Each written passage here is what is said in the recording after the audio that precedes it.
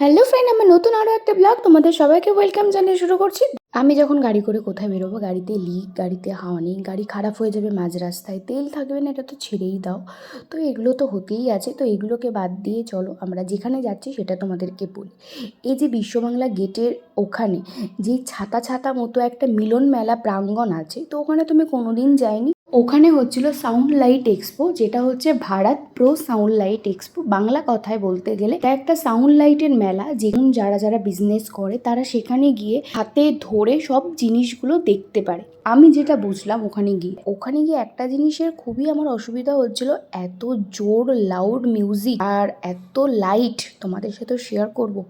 দেখো, প্রথমে ওখানে ঢোকার সময় অনেক কিছু নিয়ম কানুন বলতে গেট পাস এসবের ব্যাপার ট্যাপার থাকে, ফর্ম ফিল আপ করতে হয়। সেগুলো বর করেই নিল, করে আমার একটা আই কার্ড টাইপের আর ওর একটা আই কার্ড, এটা সবাইকেই নিতে হবে।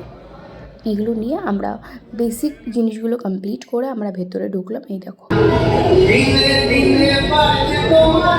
তোমরা কোনো সময় গেছো কি না আমাকে কিন্তু এই জিনিসটা জানি। এখানে বড় বড় সব ব্র্যান্ডের, মানে সব বড় বড় জায়গা যারা সাউন্ড বিক্রি করে, যেমন বেটা 3, JBL, RCF, স্যানাইজার, এই নামগুলো আমি ঘরে শুনেছি তাই তোমাদেরকে বলতে পারলাম। ওখানে গিয়েও দেখলাম এগুলো। আরও অনেক কিছু থাকে, লাইট থাকে। এগুলো হচ্ছে এই প্রথমে ঢুকে হচ্ছে সাউন্ডের সব জিনিসপত্র। দিনকে কেউ কিছু নিলে অ্যাডভান্স টুকটাক করে রাখে, তারপরে কলকাতায় যে সাউন্ডের ঘর আছে সেখান থেকে ডেলিভারিটা করতে হয়। আর এখানে একটা ব্যাগের জন্য আমাকে ইনস্টাগ্রামে ফলো করতে হলো, তাহলে আমাকে একটা ব্যাগ দিল। এবার ও ছোটোখাটো জিনিস কেনা যায় না এটা বলবো না, ছোটোখাটো জিনিস কেনা যায়।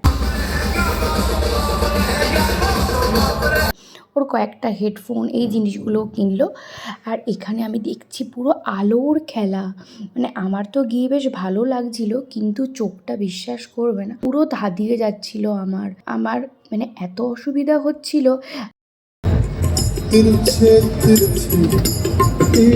এখানে বড় এলইডি পার্ট টাইপের কিছু দেখছিল। আমি মোটটা কথা বুঝতে পারলাম এখানে সব কিছু সবাই চোখের সামনে দিয়ে দেখে, তারপরে দোকান থেকে, কলকাতার দোকানগুলো থেকে সেখান থেকে নিয়ে নেয়, যারগুলো কলকাতার দোকানে সেল করে সেই জিনিসগুলো। আর দেখো এখানে কি সুন্দর করে সাজিয়ে রেখেছে। আর ওখানে গিয়ে আলাদা একটা প্রাপ্তি আমার যেটা হলো সেটা দেখো, আমি গিয়ে এখানে ডেকোরেটেডের জিনিস দেখতে পেলাম, মানে আমার কাজের জিনিস, শ্যুটের মতো জিনিস। এখানে এগুলো একটা করে দেয় না, এখানে অনেক হিউজ, মানে এখানে কোনো দোকানদার আসলে তার সেভ হবে। এই রোজগুলো 6 টাকা করে, যেগুলো আমরা নর্মাল কিনতে গেলে অনেক কত বড় বড়। দেখো ব্যাকগ্রাউন্ডগুলো দেখো কি সুন্দর। তো আমি তো দেখতে পেলাম, আমি তো কন্ট্যাক্ট নিয়েই এসেছি। আর এখানে এই বার্ডটা দেখো পুরো একদম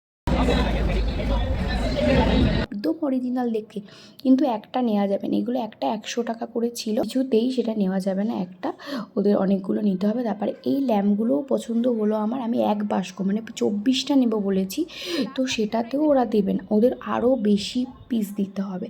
আর এখানে দেখো প্যান্ডেলের যে কাজগুলো হয় সেইগুলোরও জিনিসপত্র এখানে রয়েছে, মানে এখানে সব ধরনের জিনিস সেদিনকে মেলার মতো করে বিক্রি হয়।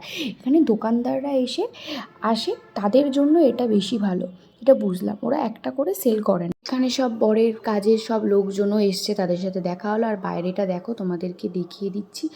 আমি একটু বাইরে বেরিয়েছিলাম একটু ফ্রেশ হতে, কি সুন্দর না, আমার তো ভালো। আর ওখান থেকে আমাদেরকে খাবার দিয়েছিল, তো সেটা খেয়ে নিলাম। আর এই হেডফোনটা বড় ওখান থেকে কিনেছিল।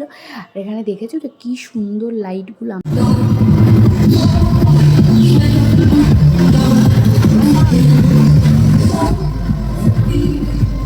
আমার যে কি ভালো লাগছিল, ভালো লাগার সাথে সাথে এটাও হচ্ছিল চোখটা পুরো ধাঁধিয়ে যাচ্ছিল।